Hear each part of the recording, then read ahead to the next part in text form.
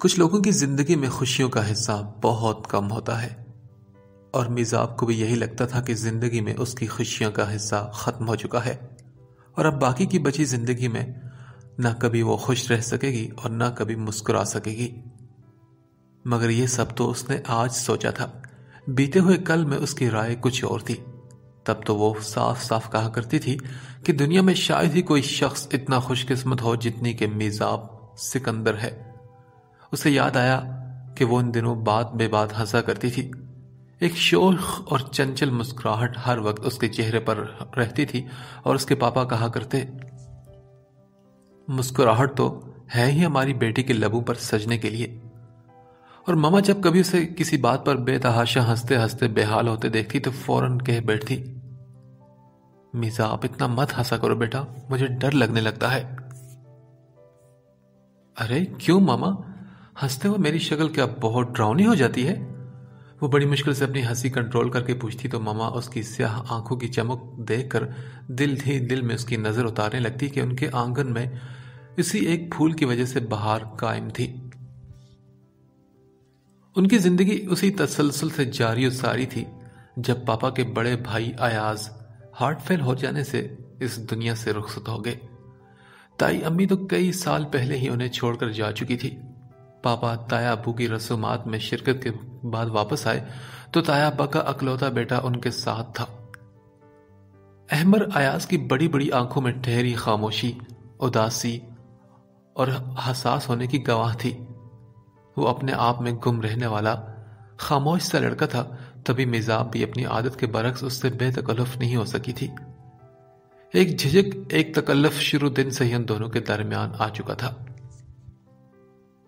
احمر کو یہاں آئے 2 سال ہو چکے تھے، تبھی میزاب کو معلوم ہوا کہ پاپا احمر کو ہائر سٹڈیز کے لیے ملک سے باہر بھجوانا چاہتے تھے۔ میزاب کے لیے یہ بات غیر معمولی نہیں تھی کہ وہ باہر جا رہا ہے، بلکہ حیران کن بات یہ تھی کہ پاپا اس کے اور احمر کے نکاح کے بعد احمر کو باہر بھجوانا چاہ رہے تھے۔ اور اسی سلسلے میں جب ماما نے اس سے پوچھا تو چپ چاپ گمسم سے انداز میں وہ انہیں دیکھتی رہ گئی۔ اس نے تو ان دونوں میٹرک کے سبجیکٹ بھی ماما کے مشورے پر سلیکٹ کیے تھے۔ کجا کی زندگی کا اتنا بڑا معاملہ اور وہ بھی اس قدر اچانک۔ وہ تو اپنی جگہ پر پریشان ہو کر رہ گئی تھی۔ اس نے دبے دبے لفظوں میں ماما کو یہ احساس دلانا چاہا کہ یہ ابھی بہت جلدی ہے، مگر ماما نے بڑے سبھاؤ سے اس کے جواز کو رد کر دیا تھا۔ میزاب جانو، ابھی تو صرف نکاح ہوگا نا بیٹا، رخصتی کے بارے میں تو اس وقت سوچیں گے جب تم دونوں اپنی سٹڈیز کمپلیٹ کر لو گے، اور تم جانتی ہو کہ اس میں کئی سال لگ جائیں گے۔ بس یوں سمجھ لو کہ تمہارے پاپا احمر کے پاؤں میں زنجیر ڈالنا چاہتے ہیں تاکہ وہ جوں کا توں واپس آ سکے۔ تم بس مجھے اتنا بتا دو کہ تمہیں احمر کیسا لگتا ہے۔ ماما نے اپنی ریشمی ساڑی کے سرسراتے پلو کو اپنے کندھے پر جماتے ہوئے پوچھا تو وہ ان کی طرف سے رخ موڑ کر کھڑکی سے باہر جھانکنے لگی۔ 2 سال کے عرصے میں اگرچہ ان دونوں کی فرینڈ شپ نہیں ہو سکی تھی، مگر پھر بھی احمر ایاز ایسا نہیں تھا کہ اسے ناپسند کیا جا سکے۔ وہ اس سے زیادہ بات نہیں کرتا تھا، بلکہ اس سے کیا کسی سے بھی وہ بے تکلف بات چیت نہیں کرتا تھا۔ ہاں کبھی کبھی وہ موڈ میں ہوتا تو میتھس کے بڑے مشکل سوال اسے سالو کر دیا کرتا تھا، کبھی اپنے حصے کی چاکلیٹ بڑے آرام سے اسے دے دیتا، یا پھر اسے ماما پاپا کے ساتھ شرارتیں کرتے دیکھ کر ہولے ہولے مسکراتا رہتا۔ میزاب، چندہ تم نے بتایا نہیں کہ وہ تمہیں کیسا لگتا ہے؟ ماما کے دوبارہ پوچھنے پر وہ ان کی طرف پلٹی تو کچھ کہنے کے بجائے وہ بس کندھے اچکا کر مسکرا دی، اور یوں احمر ایاز کے جرمنی جانے سے چند دن پہلے ہی ایک بڑی سی تقریب میں ان کا نکاح کر دیا گیا تھا۔ کیوں بھائی، احمر کے بھاگ جانے کا ڈر تھا جو اتنی جلدی کر ڈالی؟ وہ اس وقت شرمائی سی بیٹھی تھی جب اس کی ایک کولیگ نے اس کے کان میں سرگوشی کرتے ہوئے کہا، اب تو یہ محترمہ کر چکی میٹرک، یہ اپنے صاحب کے خیالوں سے ان کو فرصت ملے گی نا تو کتابوں میں ان کو لکھے الفاظ نظر آئیں گے۔ پڑوس میں رہنے والی ناتیہ نے بھی مذاقاً اس پر طنز کیا تھا۔ وہ بس ان سب کی شکلیں دیکھتی رہ گئی۔ انہی دنوں میٹرک کے ایگزام ہونے والے تھے۔ اس نے دل میں ایک پکا ارادہ کر لیا تھا کہ اپنی پوزیشن کو وہ پوری طور پر بحال رکھے گی۔ احمر کے جانے میں بھی کچھ دن باقی تھے، مگر ان دنوں میں بھی احمر کے رویے نے یہ ثابت نہیں ہونے دیا کہ ان دونوں کے درمیان رشتے کی نوعیت بدل چکی ہے، بلکہ وہ پہلے سے بھی زیادہ کافی کیئرفل ہو چکا تھا۔ اور یہ بات مزاب کے لیے کافی اچھی تھی، سو وہ بھی بڑے سکون سے اپنی سٹڈیز میں مصروف ہوگی اور ایک روز احمر جرمنی کے لیے بھی روانہ ہو گیا۔ وہ میٹرک سے ایف ایس سی میں آ گئی تھی۔ احمر کا ہر مہینے فون آتا مگر مزاب سے ایک بار بھی اس کی بات نہیں ہوئی، بس ماما سے اس کی خیر خیریت کا علم ہوتا رہتا۔ اگرچہ ماما پاپا کی طرف سے کوئی پابندی نہیں تھی مگر اس کے باوجود نہ کبھی احمر نے اس سے بات کرنے کی خواہش کا اظہار کیا اور نہ ہی مزاب نے، اور اس میں زیادہ حصہ شاید احمر کی سنجیدہ طبیعت کا بھی تھا۔ 2 سال بعد احمر نے بابا کے بے حد اصرار پر اپنی تازہ ترین تصویریں بھیجی تو سب کے ساتھ ساتھ وہ بھی حیران رہ گئی۔ ان 2 سالوں میں وہ کس حد تک بدل گیا تھا۔ دبلا پتلا سا احمر اب اونچے لمبے خوبصورت سراپے والا احمر بن چکا تھا۔ ماما یہ تو بالکل بدل چکا ہے، اس نے جی بھر کر حیرت کا اظہار کیا تو ماما اس کی طرف دیکھ کر مسکرا دی۔ ہاں تو تم بھی تو ویسی نہیں رہی، کافی بدل چکی ہو تم پہلے سے۔ کیا خیال ہے احمر کو تمہاری چند تصویریں بھیج دیں؟ ماما نے بالکل دوستانہ انداز میں شرارت سے پوچھا تو وہ بری طرح شرما گئی۔ نہیں ماما، بالکل نہیں، جب وہ خود سے کہے گا تب آپ بھیج دیجیے گا۔ اس نے اپنی ماما کو ٹالا تھا، پھر نہ احمر نے فرمائش کی اور نہ ہی انہوں نے اس کو پکچر بھجوائی۔ تبھی اس کا ایف ایس سی کا رزلٹ بھی آؤٹ ہوا۔ ایگزامز میں اچھی پوزیشن لینے پر پاپا نے ایک اچھی سی پارٹی کا ارینجمنٹ کیا تھا۔ وہ تتلی بن کر پورے گھر میں اڑتی پھر رہی تھی جب اچانک پاپا نے اسے اپنے پاس بلایا۔ لو بھائی، ان سے ملو، یہ وہاب حسن ہے۔ انہوں نے اپنے ساتھ کھڑے ایک بڑے ڈیسنٹ سے گریسفل شخص سے اس کا تعارف کروایا تھا۔ ہیلو انکل، وہ مسکرا کر بولی تو جواب میں انہوں نے مسکراتے ہوئے ایک گفٹ اس کی طرف بڑھایا تو وہ تھینک یو کہتی آگے بڑھ گئی۔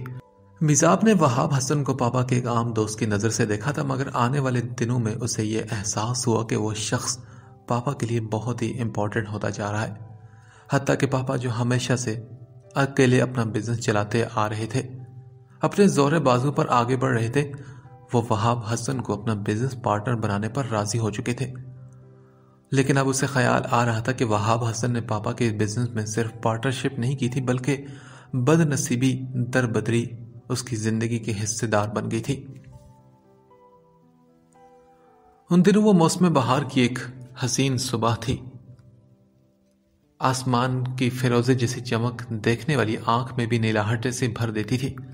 چند روز پہلے کے زرد ٹینمنٹ درخت اب ہریالی میں جھوم رہے تھے۔ لان میں سرخ گلاب، موتی اور بیلے کی کلیاں پورے جوبن پر تھی۔ تتلیاں ہر طرف پھولوں پر بیٹھ کر یہاں وہاں کا سفر طے کر رہی تھی۔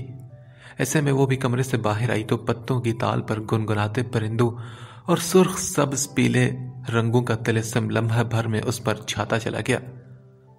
اس کے دل میں اسی ماحول کا حصہ بننے کی خواہش شدت سے جاگی تو وہ ننگے پاؤں لان میں چلی آئی اور پھر مالی کے ہاتھ سے پانی کا پائپ لے کر پودوں کو پانی دینے لگی۔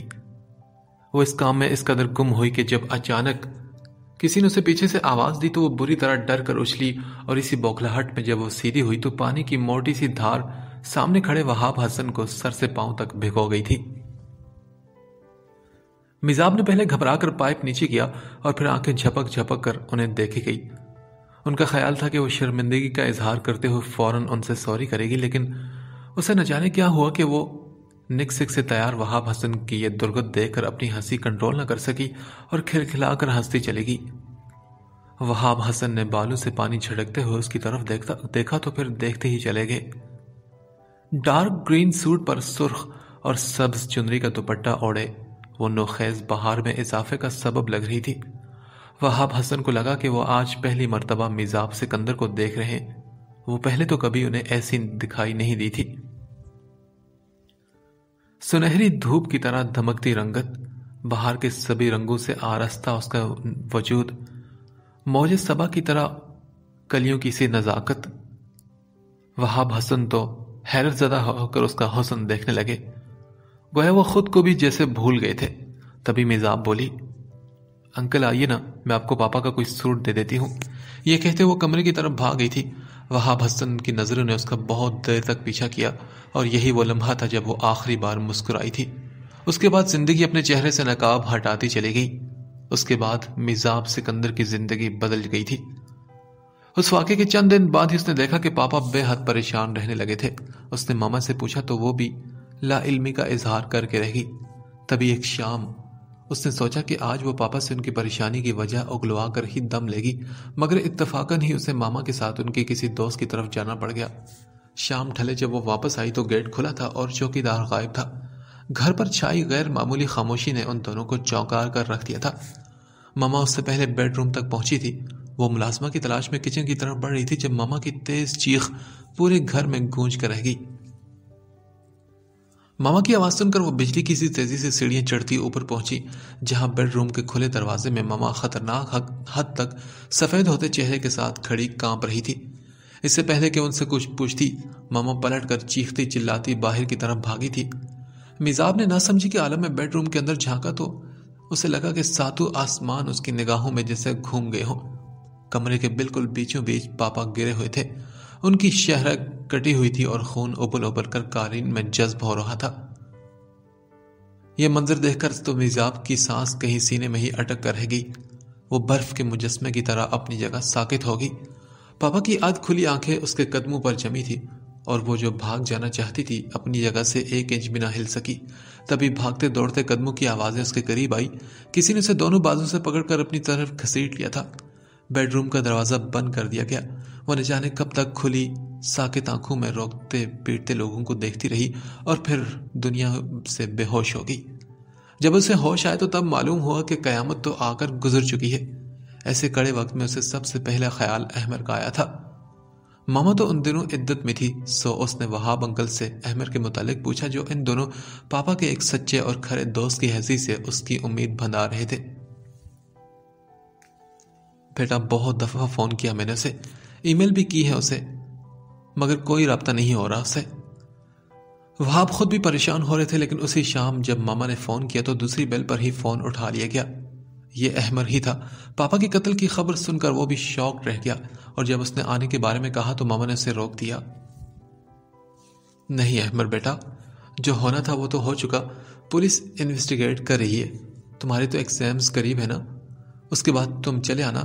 ویسے بھی یہاں سکندر کے دوست وہاب حسن ہیں، اس مشکل وقت میں وہ ہمارا بہت ساتھ دے رہے ہیں۔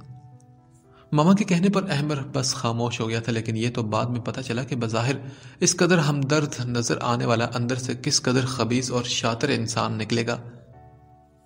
اس شام وہ لان کے پچھلے حصے سے اٹھ کر کمرے کی طرف آ رہی تھی جب کمرے سے آتی وہاب حسن اور ماما کی آواز نے اسے چونکا دیا۔ شرم کرو تم وہاب حسن، وہ تمہاری بیٹی کے برابر ہے۔ ماما کی آواز غصے سے کانپ رہی تھی۔ ہاں تو بیٹیوں جیسی ہے، بیٹی تو نہیں نا؟ ان کے کالے ہونٹوں پر ایک مکروہ مسکراہٹ کھیل رہی تھی۔ وہاب حسن، تم اس قدر نیچ گھٹیا ہو سکتے ہو، میں نے کبھی سوچا بھی نہیں تھا، لیکن میزاب احمر کی امانت ہے، میں تمہیں اس کی طرف آنکھ اٹھا کر بھی نہیں دیکھنے دوں گی۔ ماما نفرت سے چلا کر بولی، سکندر نے بھی یہی کہا تھا، اس لیے اپنے ہی گھر کے اپنے ہی بیڈ روم میں وہ مارا گیا بیچارہ، اور باقی رہا احمر تو وہ اتنا خوش قسمت کبھی بھی نہیں ہو سکتا۔ وہاب حسن ان کی بات کا طنز کرتے ہوئے مذاق اڑاتے کر بولے تھے،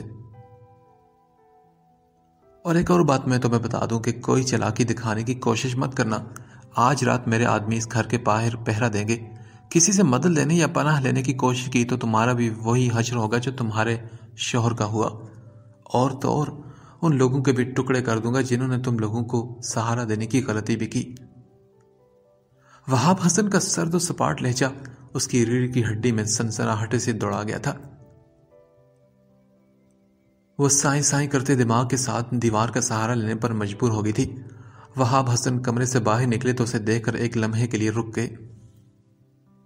بس جانے من، ایک رات کی دوری ہے میرے اور تمہارے بیچ، اس کے بعد ایک مکروہ ہنسی ہنستے ہوئے وہاب حسن نے اس کے چہرے پر جھولتی بالوں کی لٹ کو پیچھے ہٹانا چاہا، مگر ماما نے میزاب کو بازو سے پکڑ کر اپنے پیچھے چھپا لیا۔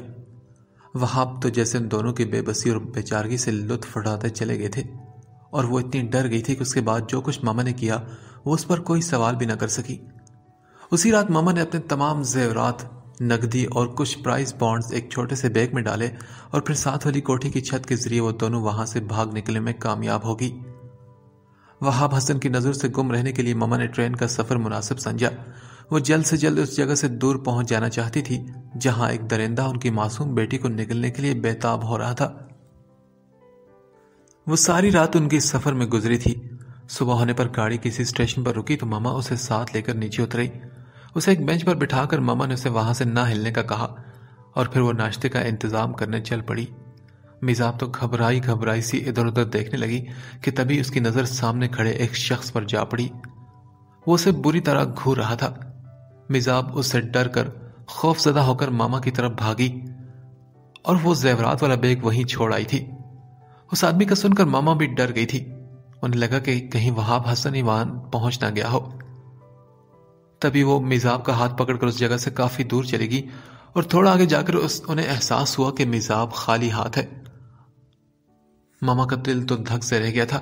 اسی جگہ آ کر ان کی تمام ہمتیں اور حوصلے ان کا ساتھ چھوڑ گئے تھے۔ انہوں نے لڑکھڑا کر دیوار کا سہارا لیا اور پھر بیٹھتی چلی گئی۔ ماما کیا ہو آپ کو؟ پلیز آنکھیں کھولیں۔ میزاب گھبرا کر انہیں جھنجھوڑنے لگی۔ بیٹی کیا بات ہے؟ سب ٹھیک تو ہے؟ ایک نرم سی آواز کہیں قریب سے سنائی دی۔ میزاب نے ایک جھٹکے سے سر اٹھایا تو ایک ادھیڑ عمر خاتون چہرے پر مہربان مسکراہٹ لیے اس پر جھکی ہوئی تھی، اور وہ خاتون فردوس خالہ تھی جو اسے اور ماما کو اپنے ساتھ لے آئی تھی۔ کچھ دن سنبھلنے میں لگے تھے۔ اس کے بعد ماما نے جرمنی فون کر کے احمر کو ساری صورتحال سے آگاہ کرنا چاہا تو پتہ چلا کہ وہ تو 4 دن پہلے ہی پاکستان کے لیے روانہ ہو چکا ہے۔ یہی وہ دن تھا جب ان لوگوں نے اپنا گھر چھوڑا تھا، اور اس کے بعد ماما نے فون کے ذریعے گھر کے آس پاس میں رہنے والے لوگوں سے احمر کے بارے میں پوچھنا چاہا، مگر کوئی بھی اس کے آنے سے باخبر نہیں تھا، اور تب سے اب تک وہ ہزاروں چہروں میں اس ایک چہرے کو کھوجتی آئی تھی، اور جب یہ چہرہ نظر آئے تو کہنے والوں کا کہنا تھا کہ وہ احمر نہیں بلکہ کاشان ہے۔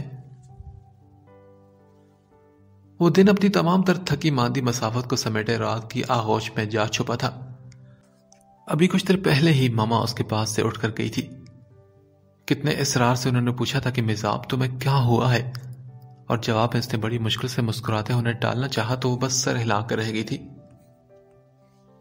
ایسے مت مسکراؤ میزاب، تمہاری مسکراہٹ تمہارے آنسو سے زیادہ غم آلود ہے۔ اور پھر رات کے سناٹے میں ان کے جاتے قدموں کی آواز اسے سنائی دی، اور اس کے بعد ہر طرف جیسے خاموشی چھا گئی تھی۔ کئی دن گزر گئے تھے اسے خود سے جدا ہوئے۔ صبح گھر سے نکلتی اور شام تک دیوانوں کی سی حالت میں اس راہ گزر پر نظریں گاڑے کھڑی رہتی جہاں اسے احمر کے آنے کا یقین تھا، اور جب کبھی سرسراتی ہوائیں پتوں سے ٹکرا کر کسی آہٹ کا گمان پیدا کرتی تو وہ چونک سی جاتی، اس یقین کے ساتھ نگاہ اٹھاتی کہ سامنے احمر ایاز کھڑا ہوگا، مگر پل بھر میں اس کے سامنے ایک لمبا چوڑا وجود کھڑا ہو جاتا جو اپنی آنکھوں میں بے تحاشا چمک لیے اس کی طرف جھکتا اور پوچھتا، سنو تم نے کبھی محبت کی ہے؟ میزاب تبھی گھبرا کر رخ موڑ لیتی، مگر اس کی آواز اس کے کانوں میں گونجتی رہتی، ہاں میں نے کی ہے محبت، بے تحاشا محبت کی ہے، عشق کی سرحدوں کو چھوتی ہوئی محبت، اپنے جذبوں کی گہرائیوں اور دل و جان کی تمام تر سچائیوں کے ساتھ چاہا ہے۔ جانتی ہو کسے؟ اور بس یہیں آ کر احمر ایاز ان دونوں کے بیچ میں کھڑا ہو جاتا، مگر وہ خاموش لب اور بولتی آنکھیں پس منظر میں جھانکتی رہتی۔ یا اللہ، یہ کس عذاب میں پھنس گئی ہوں میں۔ اس وقت وہ دوہرے کرب کا شکار ہو چکی تھی۔ اپنا آپ خود سے جدا ہوتا اسے محسوس ہو رہا تھا۔ اگر وہ واقعی احمر نہ ہوا، کاشان ہوا، تو پھر کئی سارے وہم اور خدشے اس کے یقین کے گرد گھیرا تنگ کرنے لگے۔ تبھی وہ بے قرار سی ہو کر پورے صحن میں چکرانے لگی۔ نہیں، میں دھوکہ نہیں کھا سکتی، وہ احمر ہی تھا۔ بند آنکھوں نے ایک مرتبہ پھر اس کو یاد کیا تھا۔ چلو مان لیا کہ وہ احمر ہی تھا، پھر اس سے آگے کیا؟ وہ سوچنے لگی کہ تبھی اس کے کانوں میں پھر سے وہی آواز گونجی، میں نے محبت کی ہے، بے تحاشا محبت، عشق کی سرحدوں کو چھوتی ہوئی محبت۔ جانتی ہو کس سے؟ اس آواز کو سن کر وہ بری طرح چلا کر بولی، بس چپ ہو جاؤ، کچھ مت کہو، مجھے مت بہکاؤ بار بار۔ وہ سسکتے ہوئے دیوار سے جا لگی تھی۔ اندھیرے میں کمرے کی دہلیز پر کھڑی ماما نے اس کے گالوں پر چمکتے آنسو کو دیکھا۔ انہوں نے یہ دیکھا تو ضرور مگر آگے بڑھ کر اس سے سمیٹ لینے کی وہ ہمت نہ کر سکی۔ یا اللہ، یہ کیوں ہو رہا ہے میرے ساتھ ایسا؟ کیوں میرے دل میں اس شخص کی محبت جگہ نہ پا سکی جس کا نام میرے نام کے ساتھ لکھ دیا گیا تھا؟ کیوں یہ دھڑکنیں اس دل کے تابع نہ ہو سکی جو میرا نصیب ہے؟ کیوں کوئی دوسرا میری ذات کا سفر طے کرتا چلا گیا؟ میرے خواب، میری تمنائیں کسی اجنبی کی خواہش سے ہم آہنگ کیسے ہو گئی یا اللہ؟ وہ بلک بلک کر پھوٹ پھوٹ کر رو پڑی تھی۔ اس کی ماما اس کے خاموش لرزتے وجود کو دیکھ کر اپنی جگہ ساکت ہو گئی تھی۔ تبھی دروازے پر ہونے والی تیز دستک نے ان دونوں کو چونکا دیا۔ یا اللہ، خیر، اس وقت کون ہو سکتا ہے؟ ان دونوں کی آنکھوں میں ایک ہی سوال ابھرا تھا۔ دروازے کی کنڈی پر ہاتھ رکھتے ہوئے ماما نے دھیرے سے پوچھا، کون ہے؟ میں ہوں، احمر ایاز۔ کوئی باہر سے پکارا تھا۔ ایک جانی پہچانی آواز سن کر وہ خوش ہو اٹھی تھی۔ دروازے کی کنڈی ٹھک سے ماما کے ہاتھوں سے پھسل گئی تھی۔ قدموں کی لڑکھڑاہٹ نے بے اختیار ہی انہیں دروازہ تھام لینے پر مجبور کر دیا تھا۔ میزاب کی سسکیاں بھی دم توڑ گئی تھی۔ اس کا وہم حقیقت میں ڈھل کر اس کے سامنے آ کر کھڑا ہو چکا تھا۔ اس کی ماما اور وہ جس معجزے کی منتظر تھی وہ سامنے آ چکا تھا۔ احمر، تم آ گئی؟ ماما کے ہونٹوں سے احمر اور آنکھ سے آنسو ایک ساتھ نکلے تھے۔ وہ دیوانہ وار احمر کی طرف بھاگی تھی اور میزاب اس پلر کے اوٹ میں بیٹھتی چلی گئی تھی۔ جب آپ نے جرمنی میں فون کر کے مجھے انکل کے قتل کے بارے میں بتایا تو مجھے بہت شوق پہنچا۔ آپ نے تو مجھے پاکستان آنے سے منع کر دیا تھا، مگر پھر بھی مجھے آپ کی کیفیت کا پوری طرح اندازہ تھا۔ میں سوچ سکتا تھا کہ اس وقت آپ کو میری کتنی ضرورت ہوگی۔ تبھی میں نے پہلی فلائٹ سے ہی پاکستان آنے کا ارادہ کر لیا، اور جب میں نے آپ کو فون پر اطلاع دینی چاہی تو یہ فون وہاب حسن نے اٹینڈ کیا۔ چونکہ آپ اچھے الفاظ میں اس کا ذکر کر چکی تھی، اس لیے میں نے اسے اپنے آنے کی اطلاع دی، اور یہی میری سب سے بڑی غلطی تھی۔ ایئرپورٹ سے ٹیکسی پر گھر آتے ہوئے مجھ پر گولیوں کی بارش کر دی گئی۔ ڈرائیور کے زخمی ہونے پر گاڑی اپنا توازن کھو بیٹھی اور سڑک کے ساتھ کھائیوں میں گرتی چلی گئی۔ میری خوش قسمتی تھی کہ بے شمار گولیوں کا نشانہ بننے کے بعد میں بے ہوشی کے عالم میں گاڑی کے کھلے دروازے سے باہر لڑک گیا تھا۔ یہ جگہ آبادی سے دور تھی۔ اس پر رات کا وقت، سو ان لوگوں نے تمام کارروائی بہت اطمینان کے ساتھ انجام دی۔ حملے کے بعد انہوں نے ٹیکسی کا مکمل جائزہ لیا۔ گاڑی میں اس وقت 2 لاشیں موجود تھی۔ انہوں نے اطمینان کر لینے کے بعد گاڑی کو آگ لگا دی تاکہ کسی قسم کا ثبوت باقی نہ رہے، مگر یہ اور بات کہ خدا کو میری زندگی منظور تھی۔ گاڑی میں دوسری لاش اس شخص کی تھی جو پچھلے موڑ پر ٹیکسی میں سوار ہوا تھا۔ اسی دوران ایس پی فیضان کی گاڑی وہاں سے گزری۔ وہاں جائے وقوع کا جائزہ لیتے ہو انہیں اندھیرے میں میری گھڑی کا چمکتا ہوا ڈائل انہیں نظر آ گیا تھا۔ میری سانس رک رک کر چل رہی تھی۔ تبھی انہوں نے 1 سیکنڈ کی بھی دیر نہ کی اور مجھے اپنے ایک دوست ڈاکٹر کے ہاسپٹل لے گئے، جہاں میری موجودگی کو مکمل راز میں رکھا گیا تاکہ میرے دشمن مجھ پر دوبارہ حملہ نہ کر سکے۔ ایس پی فیضان شدت سے اس بات کے منتظر تھے کہ میں ہوش میں آؤں اور انہیں اپنے متعلق کچھ بتا سکوں، مگر جب 1 ہفتے بعد مجھے ہوش آیا تو میرا ذہن ایک صاف سلیٹ کی مانند تھا۔ میں کون ہوں، کہاں سے آیا ہوں، کیا کرتا ہوں، مجھے کچھ بھی یاد نہیں تھا۔ اس حادثے میں سر پر چوٹ لگنے کے باعث میں اپنی یادداشت کھو چکا تھا۔ کئی مہینے زیر علاج رہنے کے بعد میں ایس پی فیضان کے ساتھ ہی رہنے لگا۔ فیضان کو اپنے کام سے جنون کی حد تک لگاؤ تھا۔ وہ ایک سچا اور کھرا پولیس آفیسر ہے۔ اس نے مجھے بتایا کہ وہ ان دنوں ایک بہت ہی بڑے گروہ کے پیچھے لگا ہے، مگر ابھی تک کوئی ثبوت اس کے ہاتھ نہیں لگ سکا۔ اس سلسلے میں اس نے مجھ سے مدد کی ریکویسٹ کی۔ بہت سوچ بچار کے بعد ایک لمبا چوڑا منصوبہ تیار کیا گیا جو کہ سراسر ارغان کے ذہن کا بنایا گیا تھا۔ وہ ہمیشہ سے ہی ان باتوں کا ماہر تھا۔ اس منصوبے کی تیاری کے بعد مجھے کئی ماہ تک 3rd کلاس قسم کے گنڈوں کے ساتھ بھیس بدل کر رہنا پڑا تاکہ میں ان کے طور طریقوں سے اچھی طرح واقف ہو سکوں اور ان میں سے ہی ایک لگوں۔ اس کے بعد وہاب حسن پر ایک جعلی حملہ کروایا گیا جس کے بارے میں فیضان کو یقین تھا کہ وہ مافیا کے گروہ میں ریڑھ کی ہڈی کی حیثیت رکھتا ہے۔ اس حملے میں میں نے جان پر کھیل کر وہاب کی جان بچائی اور حسب توقع میری اس کارکردگی پر اس نے مجھے اپنے انتہائی نچلے درجے کے کارندوں میں شامل کر لیا۔ ظاہر ہے اس کے بعد اس پر اعتماد حاصل کر لینا میرے لیے کچھ خاص مشکل نہیں تھا، اگرچہ اس میں بہت وقت لگا۔ اکثر اوقات پولیس کو چکمہ دے کر اس کا مال بھی پار کروایا۔ اس تمام عرصے میں ایس پی فیضان کے ساتھ میرا انتہائی خفیہ تعلق قائم رہا۔ پھر ایک وقت ایسا بھی آیا کہ میری کارکردگی کے پیش نظر وہاب اپنی ذاتی زندگی کے مسائل مجھ سے ڈسکس کرنے لگا۔ میرا شمار اس کے چند ایک خاص آدمیوں میں ہونے لگا تھا۔ پھر یہ طویل جدوجہد اس وقت اپنے اختتام کو پہنچی جب ایک روز شراب کے نشے میں دھت وہاب حسن کے منہ سے میں نے میزاب کا نام سنا۔ بات کرتے ہوئے غیر ارادی طور پر احمر کی نگاہیں میزاب کی طرف اٹھ گئی تھی۔ وہ بہت ڈرے ہوئے انداز میں اس کی بات سننے میں گم تھی۔ نگاہوں کے اس تصادم پر گھبرا کر اس نے پلکیں جھکا لی تھی۔ احمر ایک لمبی سانس لے کر اپنی نشست سے اٹھ کھڑا ہوا۔ یہ چند لمحوں کی سرسراتی ہوئی خاموشی میزاب کو بری طرح کھل رہی تھی۔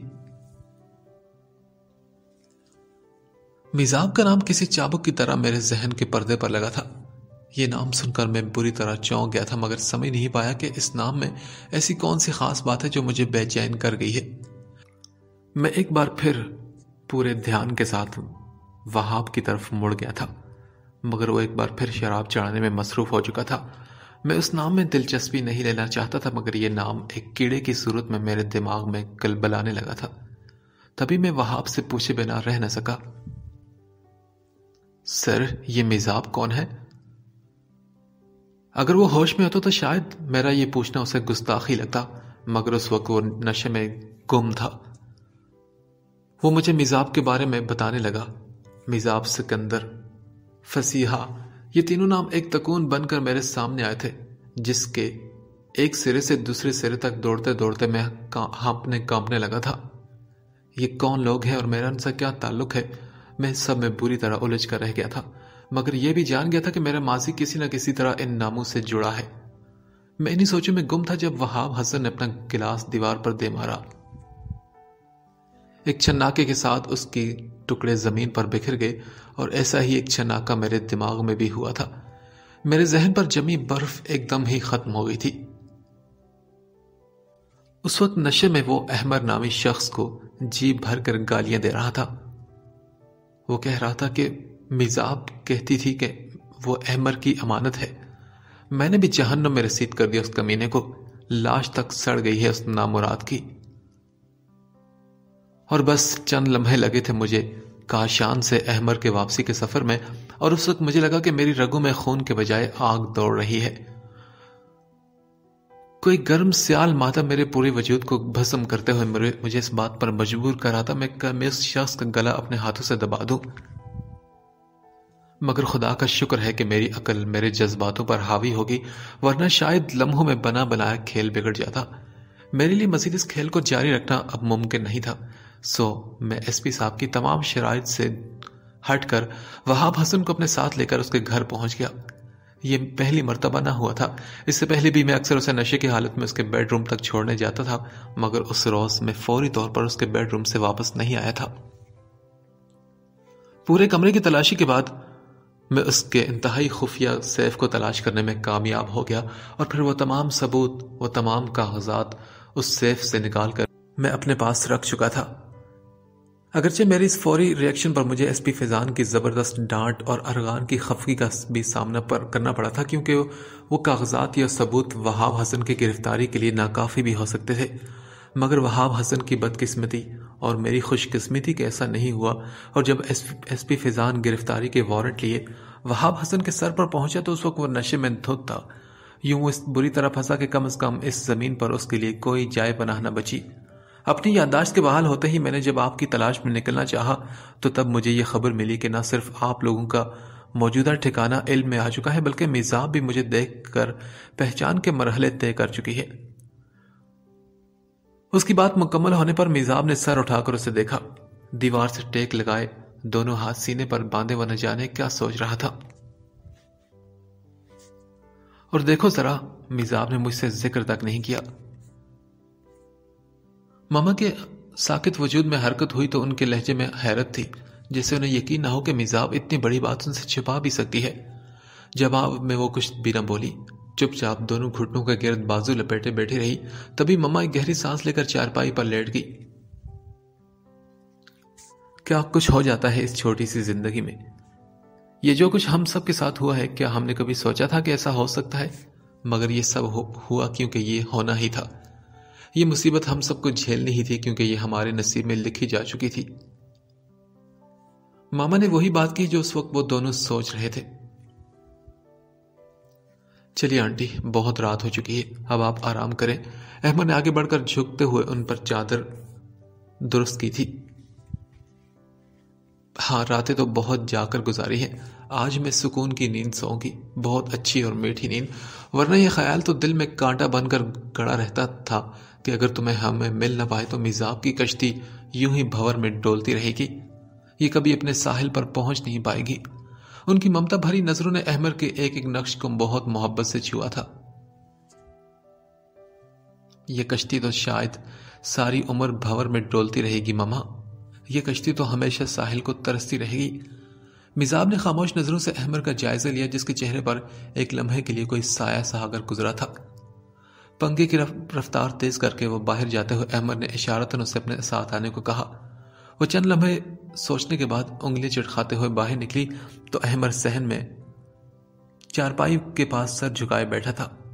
قدموں کی آہٹ پر اس نے سر اٹھا کر میزاب کی سرخ آنکھوں کا غور سے جائزہ لیا۔ آج کی رات ساری باتوں اور آنکھوں میں کٹی تھی، اور اس وقت اس کے گالوں کو نرمی سے چھوتی ہوا اس بات کا سندیسہ دے رہی تھی کہ اجالا کچھ دور نہیں۔ بیٹھ جاؤ میزاب۔ اس کے کہنے پر وہ چارپائی کے کنارے پر بیٹھ گئی۔ تبھی احمد نے گہری سانس لے کر آنگن میں پھیلی موتیوں اور بیلے کی خوشبو کو اپنے اندر اتارا، پھر اپنی نظریں اس کے اترے ہوئے چہرے پر ٹکائی تو وہ خواہ مخواہ ہی نظریں چرا کر اپنے ہاتھوں کی لکیروں میں الجھ کر دیکھنے لگی۔ کیسی عجیب بات تھی کہ یہ تنہائی، یہ خاموشی، یہ صبح کے لمحات، یہ سب کچھ ان کے رشتے کے لیے اچھا ہونا چاہیے تھا، مگر یہ سب اس وقت ان دونوں کو بے حد ڈسٹرب کر رہا تھا۔ نہ جذبات میں ہلچل تھی، نہ دھڑکنیں بے ترتیب، نہ دلوں میں امنگ تھی، نہ سانسوں میں ترنگ، ایک عجیب سی لا تعلقی اور ایک گریز تھا جو ان دونوں کے دل اور دماغ پر حاوی ہو چکا تھا۔ کچھ دیر بعد احمد نے اسے پکارا، میزاب۔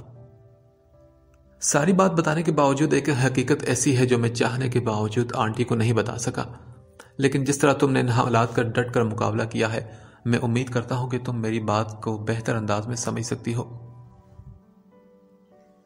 اگرچہ یہ وقت اس بات کے لیے مناسب نہیں، اور ہو سکتا ہے کہ یہ بات میں وقت سے پہلے کہہ رہا ہوں، مگر ایسا صرف درد کے اس احساس کو کم کرنے کے لیے ہے جو لمحہ بلمحہ میرے دل میں بڑھتا جا رہا ہے۔ میزاب، یہ جو وقت ہم لوگوں نے گزارا ہے یہ بہت ہی تکلیف دہ تھا، اور میرے لیے تو اس لحاظ سے ناقابل برداشت تھا کہ میں خود اپنے آپ کو پہچان نہیں پا رہا تھا۔ تم اس درد کا اندازہ کر سکتی ہو میزاب، جس میں نے ایک لمبا عرصہ گزارا ہے۔ ایک عقل رکھنے والا انسان وقت پڑنے پر اپنی تمام غیر معمولی صلاحیتوں کو کام میں لا سکتا ہے۔ اسے یہ معلوم ہی نہ ہو کہ وہ کون ہے، کہاں سے آیا ہے، اس کی شناخت کیا ہے، تو سوچو اس کی شخصیت ان تمام حادثات سے کس طرح متاثر ہوئی ہوگی۔ میں بھی جذباتی کشمکش کا شکار ہو چکا تھا، اور اسی دوران میری ملاقات رابعہ سے ہوئی۔ وہ ایک بے سہارا لڑکی تھی اور اسے ایک مضبوط سہارے کی تلاش تھی، اور میں خود بھی جذباتی پناہ کا متلاشی تھا، سو ہم دونوں نے شادی کر لی۔ احمد نے مجرمانہ سے انداز میں اعتراف کیا۔ ہمارا نکاح انتہائی سادگی سے ہوا تھا، اور میں محسوس کر رہا تھا کہ کوئی چیز ہے جو مجھے یہ سب کرنے سے روک رہی ہے، مگر میں رک نہیں پایا۔ میزاب کے لیے یہ انکشاف اس حد تک غیر متوقع تھا کہ وہ بس ایک ہی اینگل سے اس پر نظر ٹکائے بیٹھی رہی۔ اس کی سمجھ میں نہیں آ رہا تھا کہ اس خبر پر اسے کیا ری ایکشن دینا چاہیے۔ اس کے پتھرائے ہوئے وجود سے نظریں چرا کر احمد اٹھ کھڑا ہوا۔ دیکھو میزاب، یہ سب کچھ انجانے میں ہوا، تم سمجھ رہی ہو نا، میں نے جان بوجھ کر ایسا نہیں کیا، مگر یہ سب ہو گیا، اور اب میری سمجھ میں نہیں آ رہا کہ مجھے کیا کرنا چاہیے۔ میں جانتا ہوں کہ دو کشتیوں کا سوار کبھی بھی منزل پر نہیں پہنچ پاتا، لیکن میں رابعہ کو نہیں چھوڑ سکتا۔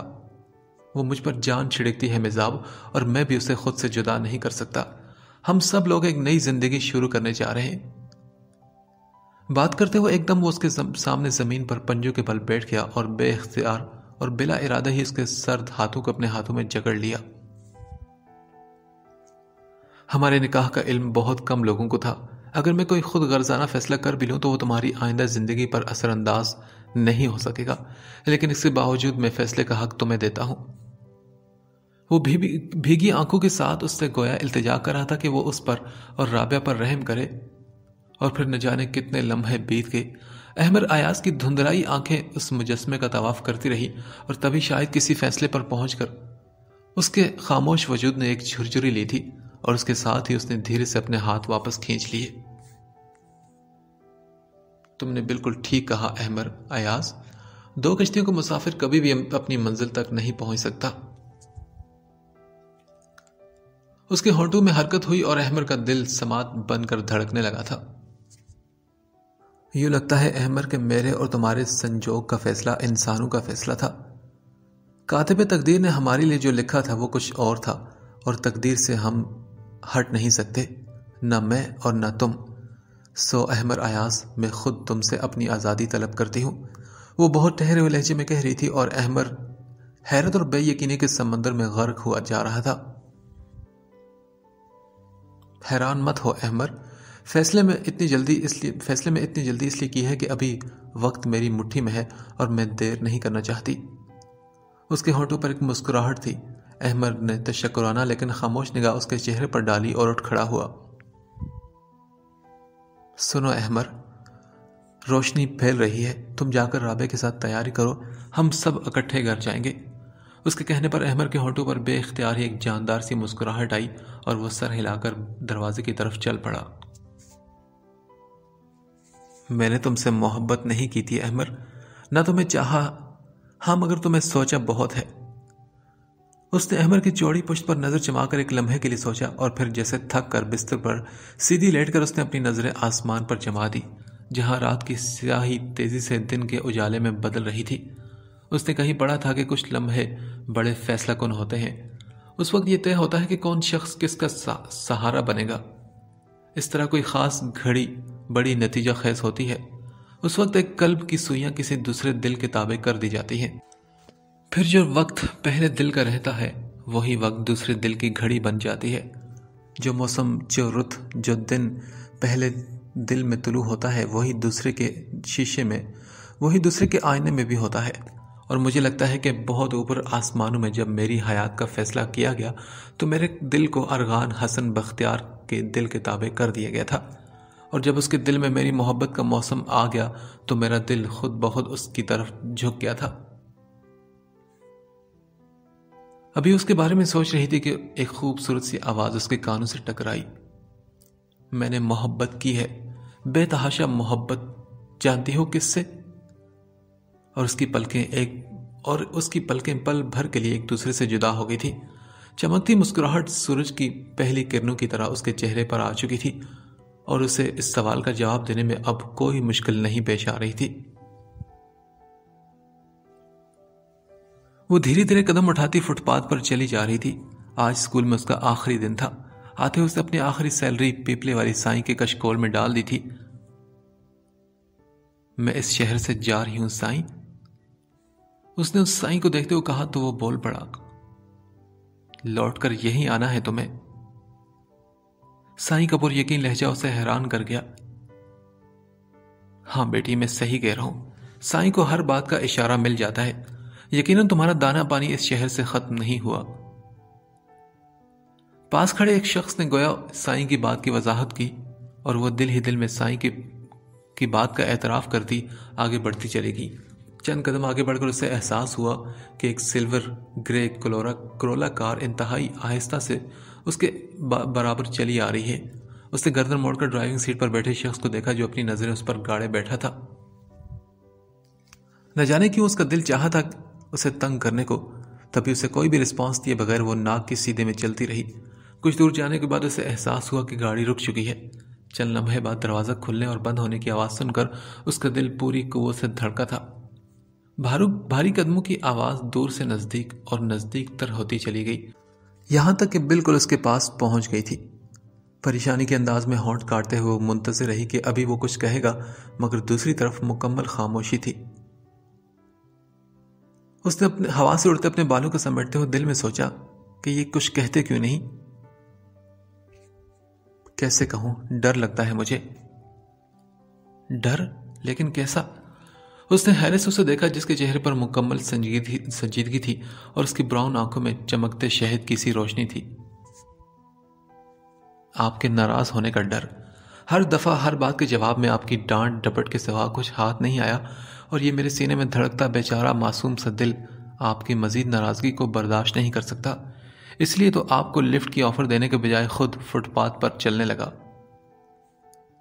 ارغان نے شرارت بھرے لہجے میں معصومیت سے کہا تو وہ بولی، تو آپ ایسی حرکتیں کرتے کیوں ہیں؟ کیسی حرکتیں؟ وہ قدرے حیران ہو کر اس سے پوچھنے لگا۔ یہی دوسروں کو ناراض اور خفا کرنے والی؟ میزاب نے اپنے بالوں کو کان کے پیچھے کرتے ہوئے کہا، اس لیے کہ مجھے منانے والی حرکتیں بھی خوب آتی ہیں۔ اس کا معنی خیز لہجہ میزاب کو بری طرح سرخ کر گیا تھا۔ آپ ایسے کیوں دیکھ رہے ہیں مجھے؟ اس کی نگاہوں کی تپش اسے بوکھلائے دے رہی تھی۔ آپ جانتے ہیں میزاب کہ میں آپ کو کیوں دیکھ رہا ہوں اسے۔ وہ اچانک اس کے سامنے آ گیا تو مجبوراً اسے رکنا پڑا۔ پتہ ہے جب پہلی بار میں نے آپ کو دیکھا تو میں ساری رات سو نہیں پایا تھا، اور میرے ساتھ ایسا پہلی مرتبہ ہوا۔ عجیب بے قراری اور بے چینی میری روح میں سما گئی تھی۔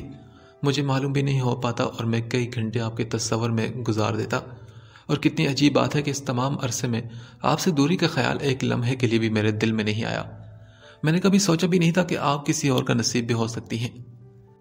احمر ایاز سے آپ کے بارے میں پتہ چلنے پر بھی میں بے یقین نہیں تھا۔ بھلا یہ کیسے ممکن ہے کہ وہ جو میرے اندر روح بن کر سما چکی ہے وہ مجھ سے دور چلے جائے؟ اور بھلا یہ کیسے ہو سکتا ہے کہ آپ کسی فرد کو خود سے بڑھ کر چاہیں اور پھر بھی اسے پا نہ سکیں؟ اور پتہ ہے مجھے لگتا ہے میزاب کہ یہ میرا یقین تھا جس کی وجہ سے میں نے آپ کو پا لیا، ورنہ تو یہ ممکن بالکل نہیں لگ رہا تھا۔ وہ دونوں باتیں کر رہے تھے کہ قریب سے گزرتے ایک من چلے نے ان دونوں کو دیکھ کر سیٹی بجائی۔ دونوں ایک ساتھ چونکے تھے اور میزاب تو بری طرح شرمندہ ہو گئی تھی۔ یہ آپ کیا کر رہے ہیں؟ لوگ ہمیں دیکھ رہے ہیں۔ ارے واہ، میں آپ کو اپنے بے مثال عشق کی باتیں سنا رہا ہوں اور آپ کو لوگوں کی پرواہ ہے؟ جانتی ہیں اگر کوئی اس وقت مجھ سے پوچھتا کہ میزاب کون ہے تو میں اسے کیا جواب دیتا؟ اس نے قدرے جھک کر اس سے پوچھا تو وہ بولی، کیا جواب دیتے؟ میں یہی کہتا کہ میزاب سورج کی پہلی کرن ہے، میزاب بارش کا سب سے پہلا قطرہ ہے جو میرے دل کے صحرا پر برسا ہے، محراب چاند کی کرنیں ہیں، وہ صحرا کے سینے پر ڈولتی چاندنی کا عکس ہے۔ مسٹر ارغان، بس کریں آپ۔ اسے جذبات کی روح میں بہکتے دیکھ کر وہ بے اختیار سے ٹوک گئی۔